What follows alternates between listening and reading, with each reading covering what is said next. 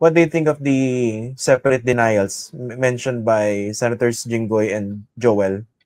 Alam mo, mahirap na yung general denials at this point, sa totoo lang eh. Kasi kailangan natin, for example, si Senator Joel kasi mula nung umpisa matigas po talaga yung kanyang pagtutol eh. Pag-deny dun sa maraming mga bagay. Una, meron siyang denial na meron siyang mga flood control projects.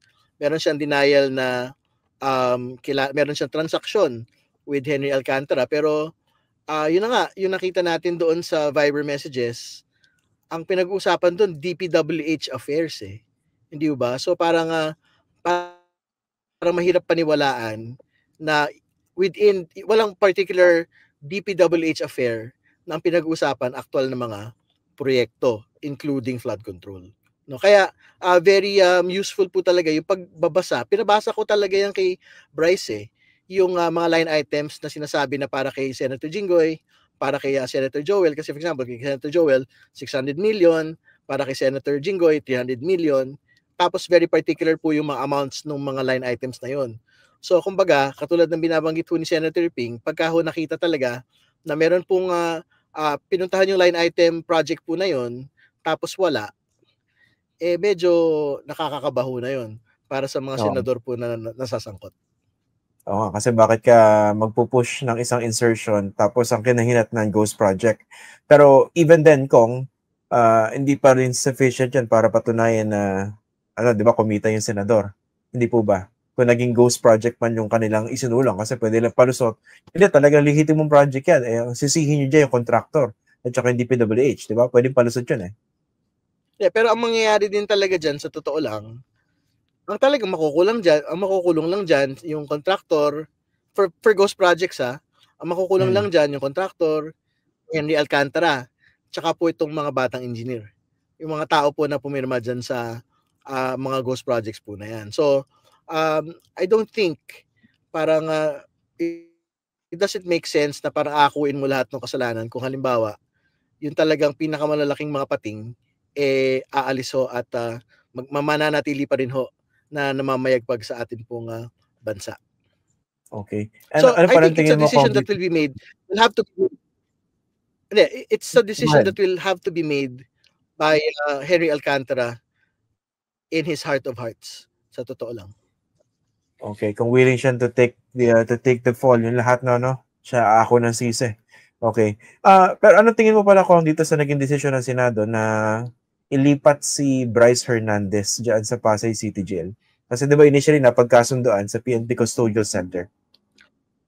Tama. Ang expectation namin, actually ang akala ko nung araw na yon magkakaroon ng joint custody na with the Senate. Pero syempre in-insist ng Senate yung kanila pong poder under the contempt order against Bryce Hernandez.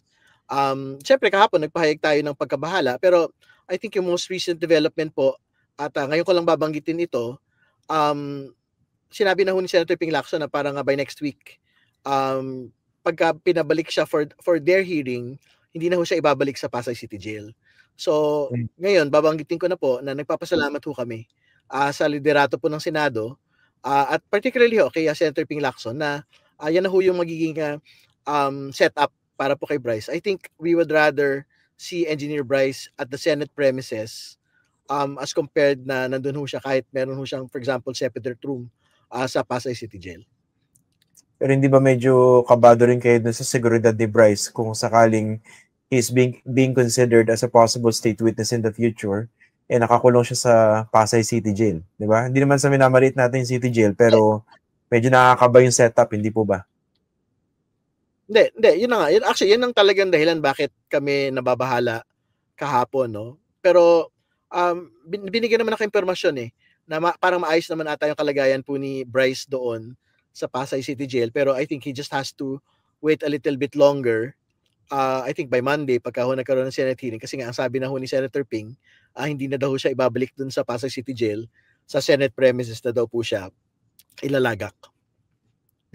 Ito rin pala kung matanong ko na kayo dito, kasi dun sa Senado, actually, ang isa sa mga nag-grill kay Bryce, si mismong Jinggoy Estrada. Tapos, di ba, pinakontempt na siya. Parang, pagpasok naman dito sa House of Representatives, bigla siya nagsalita. Parang naisip ko, meron ba kayong inkling na paglipat sa House, dito magsasalita ito? Kumbaga, bakit siya nag-decide na magsalita daw sa inyo? Alam mo, hindi ko talaga alam. Sa totoo lang, hindi ko talaga alam. Kasi, ano siya parang, ang pagkakaintindi namin dyan, kaya lang niya magbigay ng particular na detalye, na hindi talaga siya kasama. Kasi nga, ang huli ko, naglalaglagan na sila within the office Kumbaga, sinisisi na ni Henry Alcantara tong mga bata, tapos syempre mga bata ayaw nilang pumayag na sila lang yung may kasalanan when in fact yung boss talaga naman nila yung nag-utos, no? So, I think yun talaga yung primary motivation kung bakit ho nila yon ginawa, no? Ang hindi ko inasahan talaga na meron silang babanggitin pang mga tao na mas mataas pa kay Henry Alcantara. May mga pasabi ba sa inyo na meron pa silang ibang willing banggitin? Hindi lang itong dalawang senador na ito? Wala pa. Actually, hindi ko naman sila nakausap. Hindi ko rin nakausap yung mga abogado. Pero syempre, I think kung yung pagtingin po ni Senator Ping talaga ay mahalagang witness si Bryce Hernandez at si JP Mendoza, I think titiyakin po niya na at any cost, talagang masigurado po yung safety and security po ni Bryce Hernandez. On the other hand, nasa amin naman po si JP Mendoza So, meron ho kaming protective custody over him, no? So, it's something na talagang makakatulong din po talaga sa pagbubuo po ng kwento sa likod po nitong mga nakakaladkad na pangalan na malalaking tao.